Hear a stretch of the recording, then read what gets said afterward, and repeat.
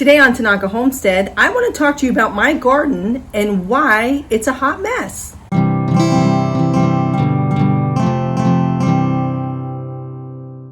So as you can see, my garden behind me, I've been sick for 10 days, of which about 5 out of those 10 days, I was completely bedridden. I mean, it took me a while, like 30 minutes, just to contemplate getting out of bed to go to the bathroom. That's how bad off I was. But luckily, I'm feeling good now. The problem is, when you're sick, you still have your chickens, you still have your garden. Things get neglected. I asked my husband to help me. He did the best that he could. But it's always different when you can get out here and do things yourself. The problem is, when you're not out here and you don't catch things early, things can kind of get away from you pretty fast. For example, weeds, overgrowth, pests, managing those pests, fungal diseases, too much water, not enough water, nutrient deficiencies. I mean, if you can catch these things early on, it's so much easier to manage than trying to backpedal. All right, so my blueberry patch actually doesn't look too bad. There's lots of new growth. The only thing, of course, that may be an eyesore would be these weeds in my pathway. Yes, I need to get in here and I need to pull those, but that's not too big of a deal.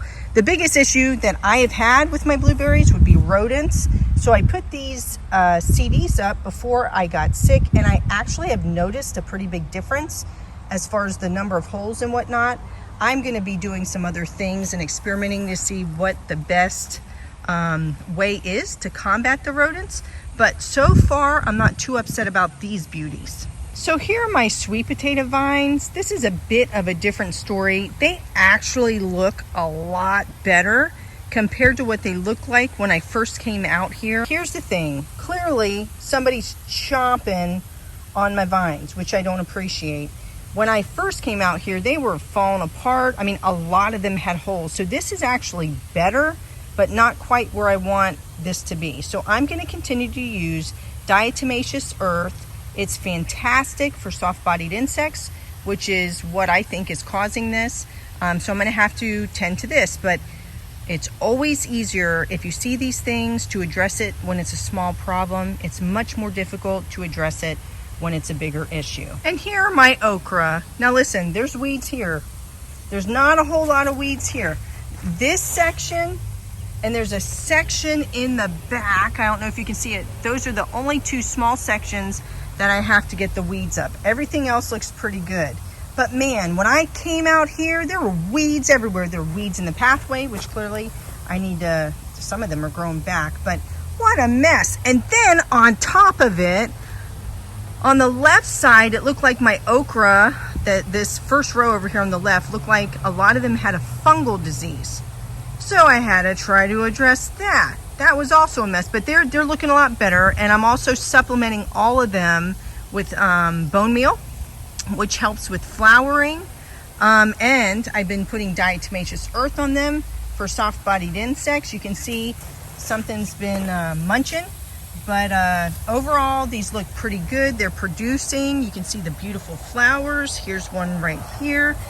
And a lot of people say, wow, those are gorgeous. They almost look like a hibiscus flower. Well, yeah, okra is actually a part of the hibiscus family. So that's why those flowers look like that. So here's the watering system that I got from Lowe's. It's meant for landscaping, but I have to tell you, this has worked really well for my garden. Another thing that I came across when I was finally able to come out here to check my garden out were my Black Beauty eggplants. Holy cow, did they get overgrown. I have never had Black Beauty eggplants become so big. Now there was a lot of rain. These are about 5.5 feet tall easily, okay? And when you look at the base of this one, look at that. It's huge, okay? And then look over here. This is part of the plant. And then if you come all the way over here and you look down here, look, this is extending off the main, look at this.